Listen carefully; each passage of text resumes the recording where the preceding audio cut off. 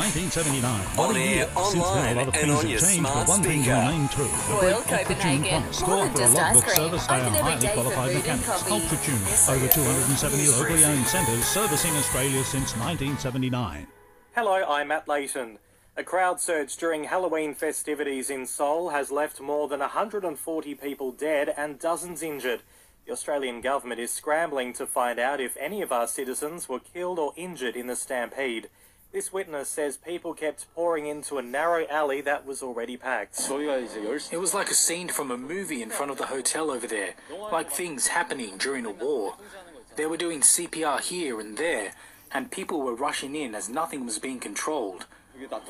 The Treasurer is considering a cap on energy prices to hit the brakes on a 50% hike in bills by 2024. Jim Chalmers has told the ABC that solution is on the table, but he's not ruling anything in or out at this stage. I genuinely don't want to limit our options or narrow them down excessively. If there are other ways that we can do this responsibly, which takes into consideration our international partners, the contracts that have been signed, and a whole bunch of other competing pressures, then we are prepared to do that. A man has died and 3 others are seriously injured after 2 stabbings in the Melbourne CBD. Police were called to separate incidents overnight on Burke Street and at a nightclub on King Street. And a candlelight vigil will be held in Perth tomorrow for Cassius Turvey, who died after being bashed while walking home from school.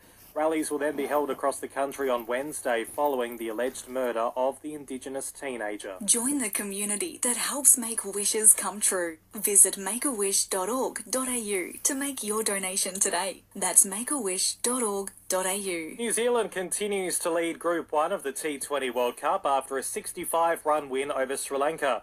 Player of the match Glenn Phillips scored a century. The Aussies are in action against Ireland tomorrow night at the Gabba. Australia has thrashed Italy 66-6 in the Rugby League World Cup.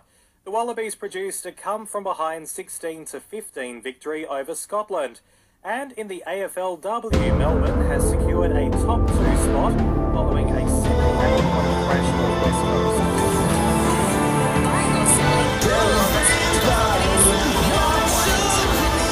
This is SAFM weather. Chance of showers and storms for the rest of your Sunday on the Limestone coast. We're dropping to 9 tonight. More showers to come tomorrow and 14. They'll stick around on Tuesday and Wednesday. The Listener App is the home of your local news. Join now to listen live or on demand.